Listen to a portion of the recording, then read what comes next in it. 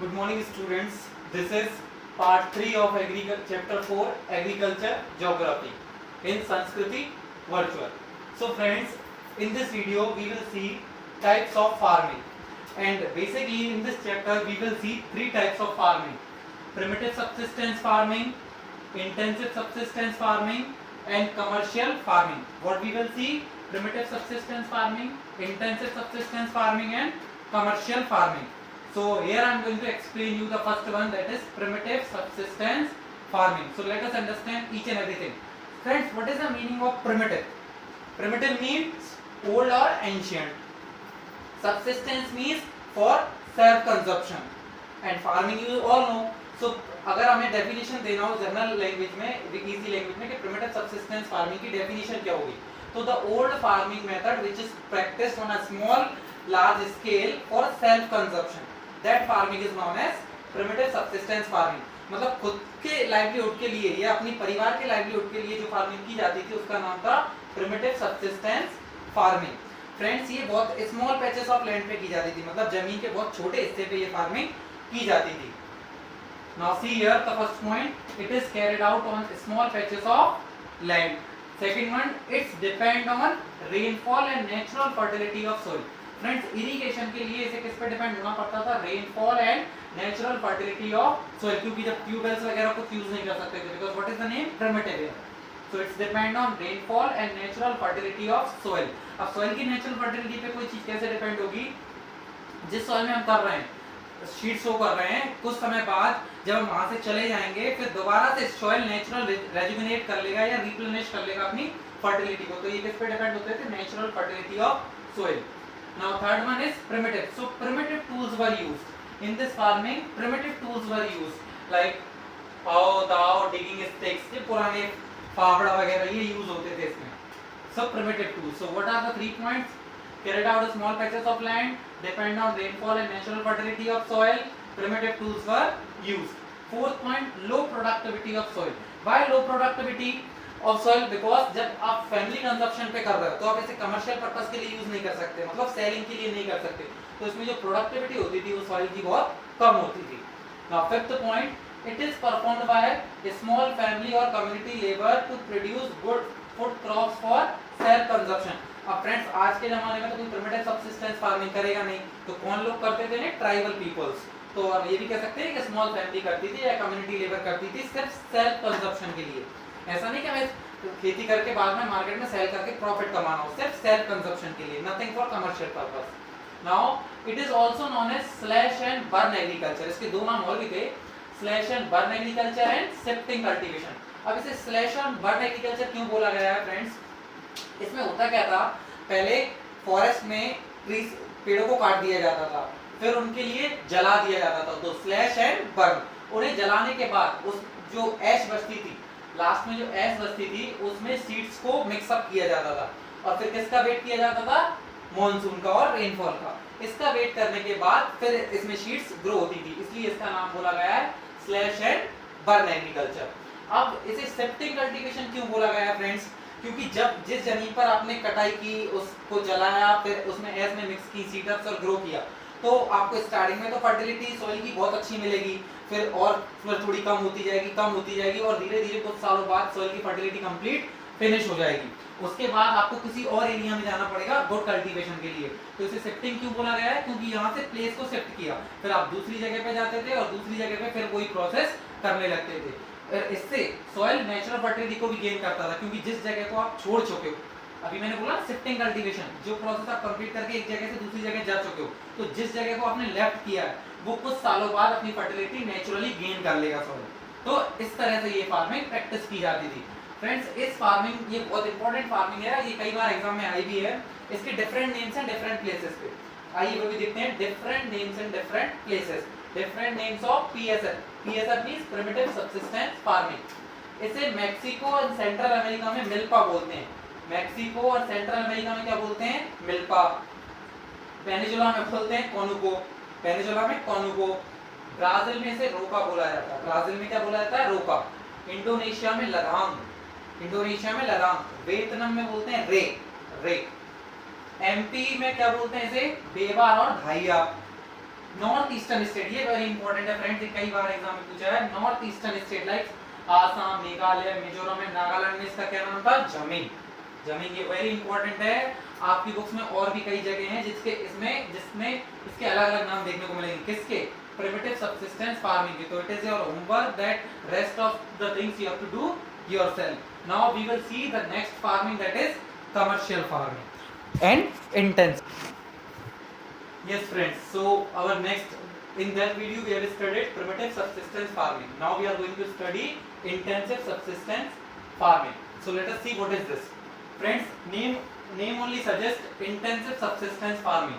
Intensive मतलब pressurise करना, किसी भी चीज को प्रेशराइज करना मींस किसी भी चीज पे ज्यादा प्रेशर डालना, बोलते हैं हम क्या वो इंटेंसिवली ज्यादा प्रेशराइज कर रहा है, तो दैट इज इंटेंसिव। और सबसिस्टेंस में आपको बता सकता हूँ सेल्फ कंजप्शन के लिए, एंड फार्मिंग इज सेफ।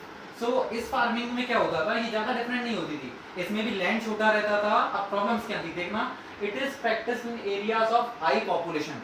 ये ऐसे एरियाज में प्रैक्टिस की जाती थी जहाँ पर पॉपुलेशन बहुत ज्यादा रहती थी। फ्रेंड्स, पॉपुलेशन ज्यादा रहेगी तो क्या प्रॉब्लम होगी? डिमांड ज्यादा होगी। किसकी डिमांड ज्यादा होगी? फूड की, फूड क्रॉप्स या फूड ग्रेन्स की डिमांड ज्यादा होगी। बट प्रॉब्लम क्या थी? लिमिटेड लैंड था, लैंड वाज लिमिटेड।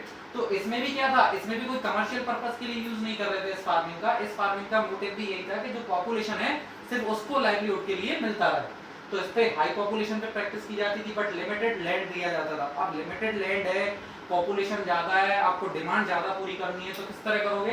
फिर इसमें एक पॉइंट आया लेबर इंटेंसिव। ये लेबर इंटेंसिव क्या है? लेबर इंटेंसिव मतलब छोटे एरियाज बहुत छोटा रहता था, बट उसमें बहुत लोगों को बोल दिया जाता था कि आप लोग इसमें फार्मिंग करो। मतलब लेबर पे प्रेशराइज किया जाता था कि आपको छोटे से लैंड में मींस लिमिटेड से आपको ज्यादा सप्लाई करना, मींस लिमिटेड लैंड है बट आपकी डिमांड ज्यादा है, तो लेबर इंटेंसिव था, लेबर पे प्रेशराइज किया जाता था। फोर्थ पॉइंट, इरिगेशन के लिए इसमें ट्यूबवेल्स वगैरह और कैनाल्स वगैरह का यूज कर सकते थे। नाउ अब कैसे प्रोड्यूस करोगे आप? जमीन तो है बट लेबर लगाने से तो कुछ होगा नहीं, but high doses of biochemical inputs are used. इसमें केमिकल मिलाए जाते थे जिससे ज्यादा प्रोडक्टिविटी मिल सके। नाउ अब ये होता क्यों था?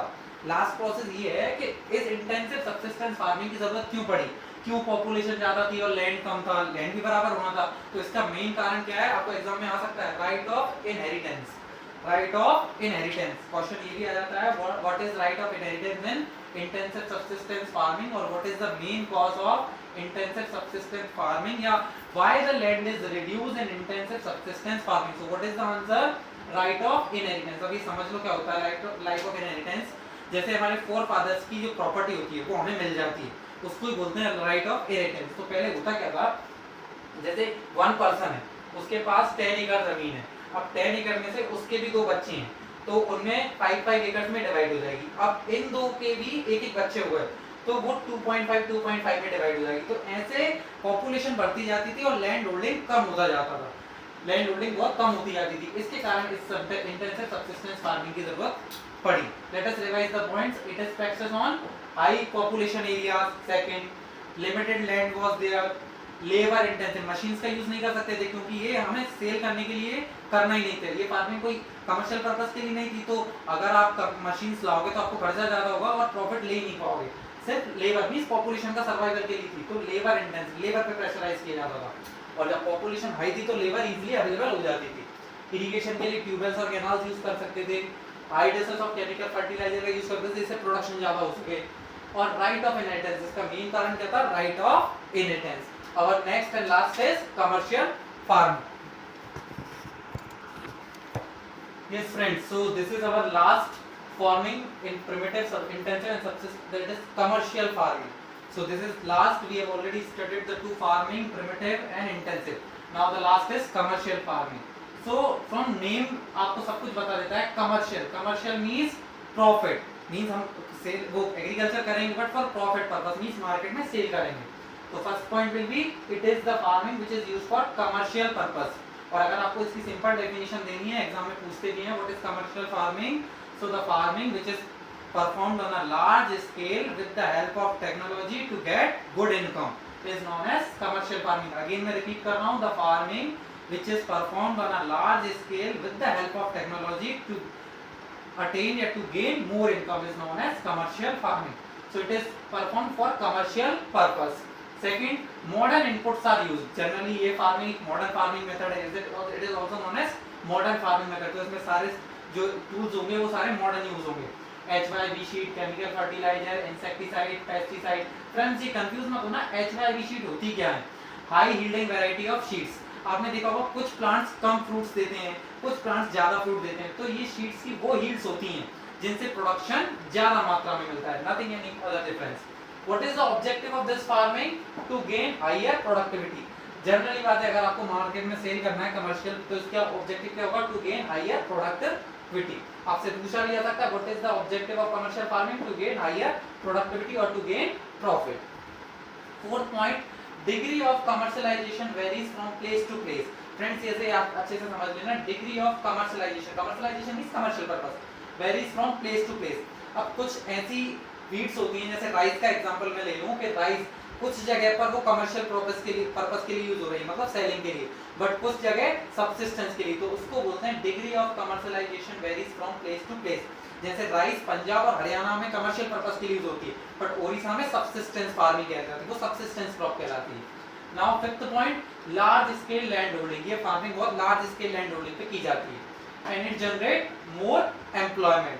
So again let us look at the all the points. Commercial purpose, modern inputs are used, objective to gain higher productivity, degree of commercialization varies from place to place, large scale land holding and generate more employment. Now इसमें एक example है जो कई बार exam में पूछा जाता है कि सिंगल टाइप क्रॉपिंग एग्रीकल्चर को क्या बोलते हैं? That is plantation. ये इसी का एग्जांपल है कमर्शियल फार्मिंग. कैसे समझ लें? What is plantation? It is a type of farming where single crop was grown on large area. इसमें सिंगल क्रॉप पे ध्यान दिया जाता है लार्ज एरिया में, मतलब सिर्फ सिंगल क्रॉप से मतलब रहता है. तो single crop grown on large area. It produce raw material for various agro waste industries. ये प्लांटेशन एक ऐसी चीज है जो रॉ मटेरियल प्रोवाइड करती है एग्रीकल्चर एग्रो वेस्ट इंडस्ट्रीज. मैंने बोला था एग्रीकल्चर से ही सेकेंडरी और टर्शियरी सेक्टर चलते हैं. तो it produce raw material for various agro waste industries. Use capital intensive with the help of migrant labour. इसका मतलब ये है इस फार्मिंग में पैसा बहुत ज्यादा लगाया जाता है क्योंकि सब लार्ज स्केल पे करना है, ठीक है, और with the help of migrant labours. तो लेबर चीप चाहिए, तो ऐसी लेबर को सिलेक्ट करते हैं जो माइग्रेंट हो, मींस आती जाती रहे, जिससे लेबर चीप हो और कैपिटल इन्वेस्टमेंट ज्यादा लगा के प्रॉफिट ज्यादा कमाया जा सके. Now fourth is good network of transport and communication. इसमें नेटवर्क और ट्रांसपोर्ट, क्योंकि हम सेल कर रहे हैं तो हमें गुड नेटवर्क ऑफ ट्रांसपोर्ट मिल जाता है, कम्युनिकेशन मिल जाता है, मार्केट फैसिलिटीज अच्छी मिल जाती है. इसके एग्जांपल्स क्या हैं?